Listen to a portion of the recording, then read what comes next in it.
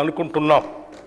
ఇందుకు సంబంధించిన నియమ నిబంధనలు రూపొందించేందుకు చేనేత కార్మికులు లాభం పొందే విధంగా ఉండేందుకు తగిన సూచనలు సలహాలు తీసుకోవటానికి త్వరలో ఒక ప్రత్యేక సమావేశాన్ని ఏర్పాటు చేయబోతున్నాం. చేనేత కార్మికులు ఈ సమావేశంలో అందించే అతి విలువైన సలహాలని మా ప్రభుత్వం వినమ్రంగా స్వీకరిస్తుంది, వాటిని చిత్తశుద్ధితో అమలు చేస్తుంది. అగ్గిపెట్టెలో పట్టే చీర నేసిన తెలంగాణ అద్భుత చేనేత కళా వైభవాన్ని తిరిగి ప్రపంచం ముందు ఉంచుతాం. విద్యుత్ రంగం, రైతులకు ఉచిత విద్యుత్ ఇవ్వటం అనేది కాంగ్రెస్ పార్టీ అధికారంలో ఉన్నప్పుడు ప్రారంభించిన విధానం. కాంగ్రెస్ ప్రభుత్వ హయాంలో రైతులు ఈ ఉచిత విద్యుత్ పథకంతో ఎంతో ఆనందంగా ఉండేవారు. తెలంగాణ రాష్ట్రంలో అప్పటి వరకు కొనసాగిన రైతు ఆత్మహత్యలు ఆగిపోవటానికి ఆనాటి కాంగ్రెస్ ప్రభుత్వం విద్యుత్ విషయంలో అనుసరించిన వ్యూహాత్మక విధానాలే అనే విషయం మేము ఈ సందర్భంగా గుర్తు చేస్తున్నాం. రాష్ట్రంలోని రైతులకి 24 గంటలు నాణ్యమైన విద్యుత్తును అందించడానికి మా ప్రభుత్వం కట్టుబడి ఉంది. రాష్ట్రంలోని అర్హులైన కుటుంబాలకి గృహజ్యోతి పథకం కింద 200 యూనిట్ల విద్యుత్తుని ఉచితంగా అందించేందుకు ఇప్పటికే మంత్రివర్గ నిర్ణయం జరిగింది. దానిని అమలు చేసే సత్వర చర్యలు చేపడుతున్నాం. ఈ పథకానికి బడ్జెట్లో 2418 కోట్ల రూపాయలు ప్రతిపాదిస్తున్నాం. రాష్ట్రంలో ట్రాన్స్కో మరియు డిస్కమ్లకి ఈ బడ్జెట్లో 16,825 కోట్ల రూపాయలు ప్రతిపాదిస్తున్నాం. అడవులు మరియు పర్యావరణం, తెలంగాణ రాష్ట్రంలో పర్యావరణ పరిరక్షణకు ప్రభుత్వం విశేష ప్రాధాన్యతనిస్తుంది. సింగిల్ యూజ్ ప్లాస్టిక్ వాడకాన్ని పూర్తిగా నియంత్రించడానికి ప్రజల సహకారంతో అమలు చేసేందుకు రాష్ట్ర ప్రభుత్వం కృతనిశ్చయంతో ఉంది. ఈ సంవత్సరంలో ప్రభుత్వం బయోడైవర్సిటీ మేనేజ్మెంట్ కమిటీల్ని పటిష్టపరచడం, పర్యావరణ అవగాహన మరియు శిక్షణా కార్యక్రమాలని చేపట్టబోతున్నాం. అంతేకాకుండా తెలంగాణ మత్స్య సంపద వైవిధ్యం, వెదురు పంటల సంరక్షణ మరియు పునర్జీవం, చిత్తడి నేలల సంరక్షణకి సంబంధించిన కార్యక్రమాలు చేయబోతున్నాం. రాష్ట్రంలో అవసరమైన వారందరికీ డబల్ బెడ్రూమ్ ఇళ్లను నిర్మించి ఇస్తామని గత ప్రభుత్వం చేసిన వాగ్దానాన్ని గాలికి వదిలేసింది. గత ప్రభుత్వం చెప్పిన విషయాలు విని తెలంగాణ రాష్ట్ర ప్రజలు డబల్ బెడ్రూమ్ ఇళ్లపై ఎన్నో ఆశలు పెట్టుకున్నారు. ప్రజల అవసరాలని, ఆశల్ని గత ప్రభుత్వం వారి రాజకీయ అవసరాలకు మాత్రమే వాడుకుంది. కానీ మా ప్రభుత్వం 6 గ్యారంటీల్లో భాగంగా ఇందిరమ్మ ఇళ్ల పథకం కింద ఇల్లు లేని వారికి ఇంటి స్థలం, స్థలం ఉన్న వారికి ఇంటి నిర్మాణానికి 5 లక్షల సాయం అందించడానికి అవసరమైన కార్యాచరణ మొదలు పెడుతున్నది. ప్రధానమంత్రి ఆవాస్ యోజన పథకం కింద పొందగలిగిన నిధుల్ని గత ప్రభుత్వం వినియోగించుకోలేకపోయింది.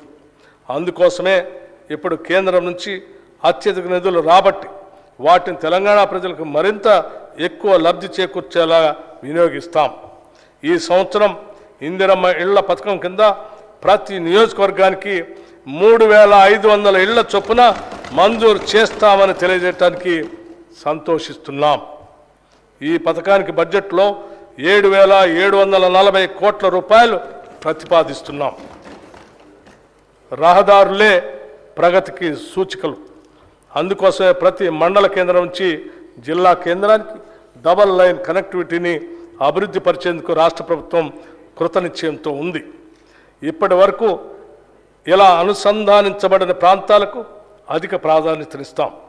నదులపైన, వాగులపైన ఇప్పటి వరకు కనెక్టివిటీ లేని ప్రాంతాలను ఎంపిక చేసుకొని నూతన బ్రిడ్జిల నిర్మాణం ద్వారా అనుసంధానం చేస్తాం. మరి ముఖ్యంగా గిరిజన ఆవాసాలకు రోడ్డు కనెక్టివిటీని కల్పిస్తాం. గ్రామీణ ప్రాంతాల్లోని రోడ్లను మరింత మెరుగు తీర్చిదిద్దడం ద్వారా గ్రామీణ ఆర్థిక వ్యవస్థని కొత్త రూపు తీసుకురావాలని ప్రయత్నిస్తున్నాం. జిల్లా కేంద్రాల్లో ఇంకా పూర్తిగాని కలెక్టరేట్ భవనాలని సత్వరమే పూర్తి చేస్తాం. వివిధ శాసనసభ నియోజకవర్గ కేంద్రాల్లో గౌరవ ఎమ్మెల్యేల కార్యాలయాల నిర్మాణం పూర్తి చేస్తాం. రాష్ట్ర అభివృద్ధికి కీలకమైన రీజనల్ రింగ్ రోడ్డు విషయంలో భూసేకరణకు అవసరమైన నిధులు కేటాయించి యుద్ధ ప్రాతిపదికన పనులు పూర్తి చేసి ప్రజలకి అందుబాటులో తేవాలనేదే మా లక్ష్యం. నీటిపారుదల, నీళ్లు, నిధులు, నియామకాల కోసం కొట్లాడి తెచ్చుకున్న తెలంగాణ రాష్ట్రం ఈ 10 సంవత్సరాల కాలంలో నీటిపారుదల రంగంలో గణనీయమైన అభివృద్ధి సాధించి ఉండాల్సింది. పచ్చని పైర్లతో తెలంగాణ భూభాగం కళకళలాడాల్సి ఉంది. అయితే గత 10 ఏళ్లలో జరిగిన తప్పిదాలు నీటిపారుదల రంగంలో సాధించాల్సిన ప్రగతికి అవరోధాలుగా మారాయి. ఈ కఠోర వాస్తవం గ్రహించినప్పుడే మనం భవిష్యత్తులో ఎలాంటి తప్పులు పునరావృతం కాకుండా చూసుకోగలుగుతాం. అందుకే ఈ విషయాల్ని మొహమాటం లేకుండా ప్రస్తావిస్తున్నాం. నీటిపారుదల రంగ నిపుణుల సూచనలు పట్టించుకోకుండా, మేధావుల సలహాలు పాటించకుండా కేవలం మనకు తెలిసిందే వేదం అన్న రీతిలో గత ప్రభుత్వం వ్యవహరించిందనటంలో సందేహం లేదు. ఏదైనా రాష్ట్రం నీటిపారుదల రంగంపై విశేష శ్రద్ధ చూపిస్తే అద్భుతాలు సాధించడానికి 10 ఏళ్ల కాలం సరిపోతుంది. అయితే ఈ దశాబ్ద కాలంలో అనుసరించిన ఒంటెద్దు పోకడ సాగునీటి రంగాన్ని, ఆర్థిక రంగాన్ని అతలాకుతలం చేసింది. కాంట్రాక్టుల కోసం ప్రాజెక్టులు నిర్మించే విధానం తెలంగాణకు శాపంగా మారింది. లక్షల కోట్ల రూపాయల ఖర్చులో అవినీతి ఎంతో తేల్చాల్సిన బాధ్యత మాపై పడింది. అందుకే కాళేశ్వరం ప్రాజెక్టులోని మేడిగడ్డ, అన్నారం, సుందిళ్ల బ్యారేజీల నిర్మాణంలో జరిగిన నాణ్యతా లోపం, అవినీతి కార్యక్రమాలు, అనాలోచిత విధానాలు, అవకతవకలపై విచారణ జరిపిస్తామని మేము ప్రజలకి మాటిచ్చాం. ఆ మాట నిలబెట్టుకునే దిశగా కార్యాచరణ ఉంటుంది. కృష్ణా మరియు గోదావరి జలాల్లో తెలంగాణకు న్యాయంగా రావాల్సిన నీటి కేటాయింపుల కోసం ఎక్కడా కూడా రాజీ పడకుండా పోరాటం చేసి తెలంగాణ రైతుల ప్రయోజనాలను కాపాడటానికి ఎంత దూరమైనా వెళ్ళటానికి సిద్ధంగా ఉన్నాం. గత కాంగ్రెస్ ప్రభుత్వం ప్రారంభించిన డాక్టర్ బిఆర్ అంబేద్కర్ ప్రాణహిత చేవెళ్లను పూర్తి చేసి ఎగువ ప్రాంతాలైన ఆదిలాబాద్ మరియు ఇతర జిల్లాలకి సాగునీరు ఇవ్వాలన్నది మా ప్రభుత్వ లక్ష్యం. ప్రస్తుతం నిర్మాణంలో ఉన్న నీటిపారుదల ప్రాజెక్టులో తక్కువ ఖర్చుతో తొందరగా పూర్తి చేయగలిగే, ఎక్కువ ఆయకట్టుకు నీరు అందించే వాటిని సత్వరమే పూర్తి చేయాలనేది ప్రభుత్వ ఆలోచన. వాటిలో AMR Srisailam left bank canal, Mahatma Gandhi Kalwakurthy lift irrigation scheme, Jawahar Nettempadu lift irrigation scheme, Rajiv Bhima lift irrigation scheme, Koil Sagar lift irrigation scheme, SRSP Indiramma వరద నీటి కాల్వ, JR Chokkarao Devadula lift irrigation scheme, Komaram Bheem, చిన్న కాళేశ్వరం లాంటి చూరాల కొడంగల్ లిఫ్ట్ ఇరిగేషన్ సంబంధించి లాంటి అనేక ఉన్నాయి. ఈ బడ్జెట్లో నీటిపారుదల శాఖకి 28,024 కోట్ల రూపాయలు ప్రతిపాదిస్తున్నాం. పవిత్ర పుణ్యక్షేత్రాలైన వేములవాడ, భద్రాచలం, బాసరా, జమలాపురం, చిన్న తిరుపతి, ధర్మపురిలను మరింత ఆకర్షణీయంగా భక్తులకు సౌకర్యవంతంగా తీర్చిదిద్దేందుకు చర్యలు తీసుకుంటున్నాం. అందుకు అవసరమైన కార్యాచరణ త్వరలో ప్రారంభం కాబోతున్నదని తెలియజేయడానికి సంతోషిస్తున్నాం.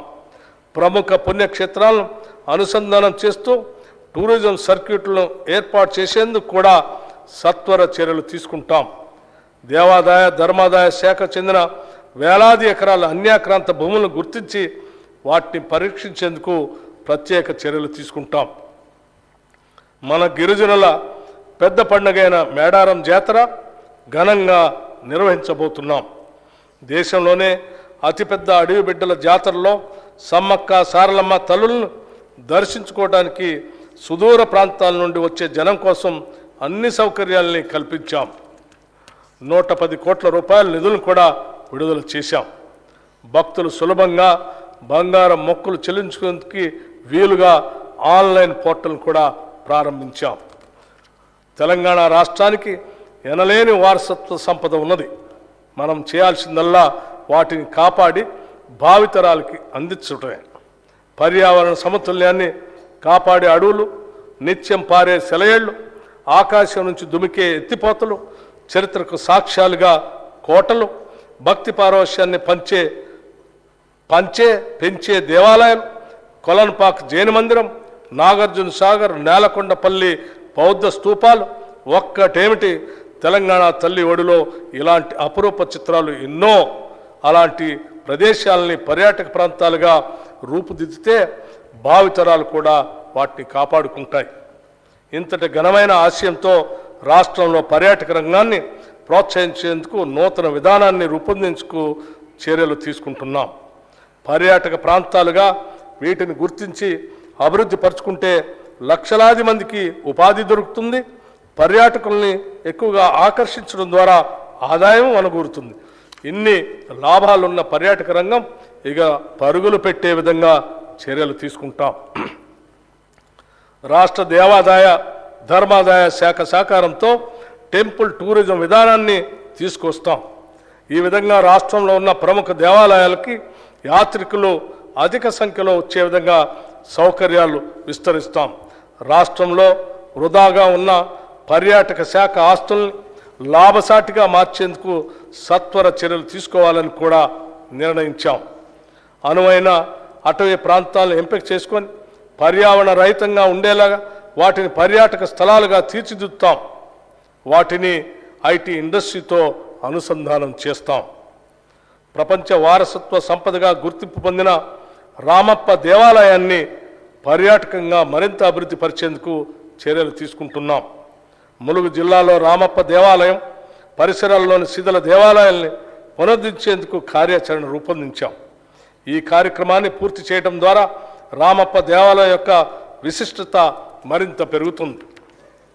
ప్రభుత్వం ఇప్పటికే ప్రకటించిన విధంగా ఇక నుంచి నంది అవార్డుని గద్దర్ అవార్డు పేరుతో చిత్ర మరియు టీవీ కళాకారులకి అందజేయబోతున్నాం.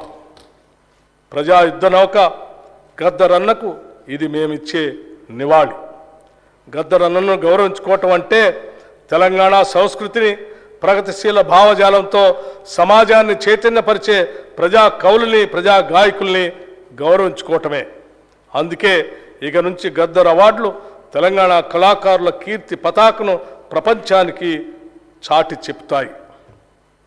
రాష్ట్రంలోని వివిధ అసెంబ్లీ నియోజకవర్గాల పరిధిలో సత్వర అభివృద్ధి సాధించేందుకు ప్రజా అవసరాలను గుర్తించి ఎమ్మెల్యేలు, ఎమ్మెల్సీలు, సంబంధిత మంత్రులు తగిన చర్యలు తీసుకోవడానికి వీలుగా అవసరం మేరకు నిధులు అందుబాటులో ఉంచుతున్నాం. నియోజకవర్గ అభివృద్ధి కార్యక్రమం కింద గత ప్రభుత్వం నిధులు కేటాయించడమే కానీ అవసరం మేరకు విడుదల చేయలేదు. ఇక నుంచి ఆ పరిస్థితి లేకుండా ప్రభుత్వం చర్యలు తీసుకుంటుంది. రాష్ట్రంలో శాంతి భద్రతలను పరిరక్షించడం మా ప్రభుత్వ ప్రథమ కర్తవ్యం. శాంతి భద్రతలు అదుపులో ఉంటే ప్రజలకు సంక్షేమ కార్యక్రమాలను నిరాటంకంగా అందించే అవకాశం ఉంటుంది. గత 5 సంవత్సరాలుగా రాష్ట్రంలో మాదక ద్రవ్యాల వినియోగం ఎక్కువైంది. ఎంతోమంది యువతీ యువకులు మాదక ద్రవ్యాలకు బానిసలుగా మారుతున్నారు. ఇది ఏమాత్రం ఉపేక్షించే అంశం కాదు. అందుకే రాష్ట్రంలో మాదక ద్రవ్యాల అక్రమ రవాణాపై ఉక్కుపాదం మోపుతున్నాం. రాష్ట్రంలో గత నెల రోజులుగా మన పోలీసులు, ఆబ్కారీ అధికారులు దాడుల్లో పెద్ద మొత్తంలో పట్టుకున్న గంజాయి మరియు ఇతర మాదక ద్రవ్యాలే మా కార్యాచరణకు నిదర్శనం. మాదక ద్రవ్యాల నిరోధక బృందాలకు అవసరమైన నిధుల్ని, సిబ్బందిని ఇప్పటికే కేటాయించాం. తెలంగాణ రాష్ట్రంలో మాదక ద్రవ్యాల వినియోగం అనే మాటే ఉత్పన్నం కాకూడదు. ప్రజల్లో అవగాహన పెంచి మాదక ద్రవ్యాల మహమ్మారి బారిన పడకుండా తెలంగాణ యువతని కాపాడుతాం. ఈ నెల 4వ తేదీన జరిగిన రాష్ట్ర మంత్రివర్గ సమావేశంలో హుక్కా బార్లను కూడా నిషేధించాం. తద్వారా తెలంగాణ భవిష్యత్తును కాపాడుతామని మీ అందరికీ తెలియజేస్తున్నాం. ఎంతో కాలం పెండింగ్లో ఉన్న నూతన హైకోర్టు సముదాయానికి 100 ఎకరాల స్థలాన్ని కేటాయించడమైనది. న్యాయ వ్యవస్థ పటిష్టతకు మేము తీసుకుంటున్న ఈ చర్యతో దేశం మొత్తం తెలంగాణ వైపు చూస్తుందనటంలో సందేహం లేదు. అధ్యక్ష, చివరగా ఒక విషయం మీ ద్వారా వినమ్రంగా ఈ గౌరవ సభకు, రాష్ట్ర ప్రజానికానికి స్పష్టం చేయదలుచుకున్నాం. గొప్ప ఆశలు, ఆశయాలు ప్రతి ఒక్కరికి ఉంటాయి.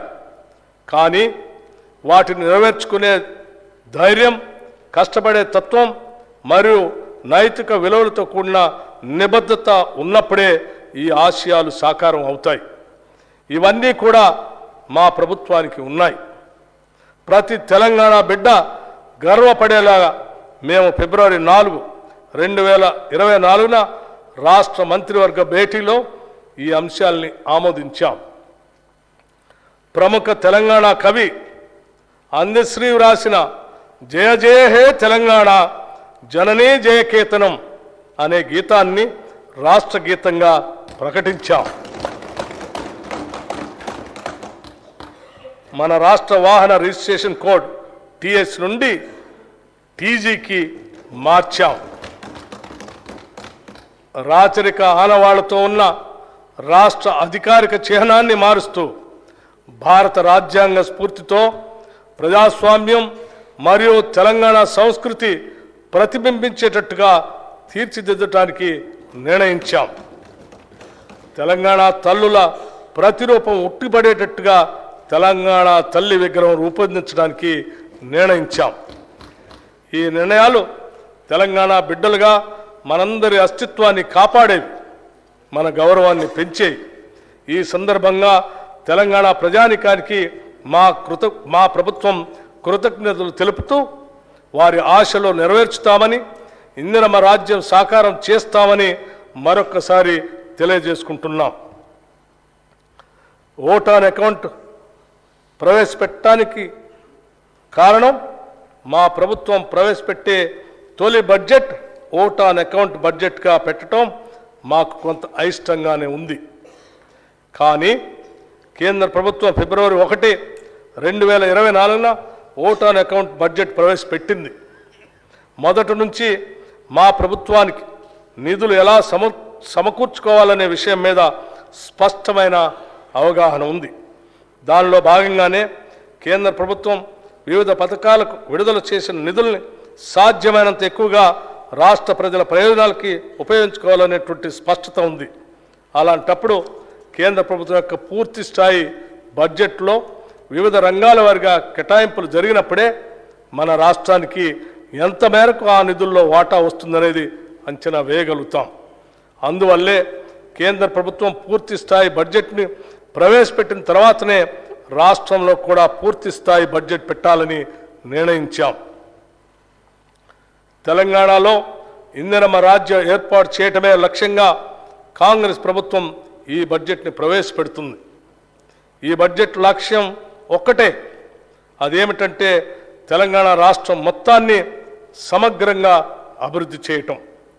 కాంగ్రెస్ ఎన్నికల ప్రణాళికలో ప్రస్తావించిన విధంగా 6 గ్యారంటీల్ని తూచా తప్పకుండా అమలు చేస్తూ తెలంగాణ రాష్ట్రంలోని బడుగు బలహీనలను అన్ని రకాలుగా అభివృద్ధి చేస్తాం. నీళ్లు, నిధులు, నియామకాలు అనే 3 అత్యంత ప్రధానమైన అంశాలను దృష్టిలో ఉంచుకొని తెలంగాణ రాష్ట్రంలో విద్య, వైద్యం, మౌలిక సదుపాయాలు, ఉపాధి కల్పన పెంచడం ద్వారా సమగ్ర అభివృద్ధి సాధిస్తాం. గత పాలకులు ప్రభుత్వ ఖజానాను దివాలా తీయించారు. ప్రణాళిక లేకుండా, హేతుబద్ధత లేకుండా వారు చేసిన అప్పులు ఇప్పుడు పెద్ద సవాళ్లుగా మారాయి. అయితే ప్రణాళికాబద్ధమైన ఆలోచనలతో, సహేతుకమైనటువంటి కార్యాచరణతో ఈ సవాళ్లను మేము అధిగమిస్తామని ఈ సందర్భంగా మీకు తెలియజేసుకుంటున్నాం. మా ప్రభుత్వం దోబరా వ్యయాన్ని గణనీయంగా తగ్గిస్తుంది. కాళేశ్వరం ప్రాజెక్టు లాంటి నిరర్ధకమైన ఆస్తులు పెంచుకుంటూ వాటిని తెలంగాణ ప్రజలకు భారంగా చేయటం మా విధానం కాదు. కేవలం తెలంగాణ ప్రజలు అభివృద్ధి చెందటం, వారు సంతోషంగా ఉండటం మాత్రమే మా లక్ష్యాలు. దీనికి అనుగుణంగానే మా ప్రభుత్వ విధానాలు ఉంటాయని నేను ఈ బడ్జెట్ ప్రతిపాదనల ద్వారా మరొక్క మారు స్పష్టం చేస్తున్నాను. అధ్యక్ష, 2024-25 సంవత్సరానికి సంబంధించిన బడ్జెట్ ప్రతిపాదనలు సభకు సమర్పించదలుచుకున్నాం. 2022-23 అకౌంట్లు 2022-23 ఆర్థిక సంవత్సరం లెక్కల ప్రకారం 2,04,523 కోట్ల రూపాయలు ఖర్చు అయింది. రెవెన్యూ మిగులు 5,944 కోట్ల రూపాయలు.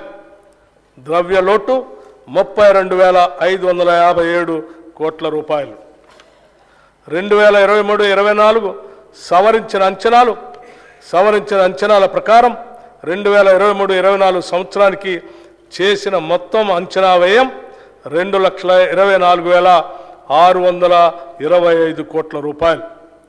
ఇందులో రెవెన్యూ వ్యయం 1,69,141 కోట్ల రూపాయలు కాగా మూలధన వ్యయం 24,178 కోట్ల రూపాయలు.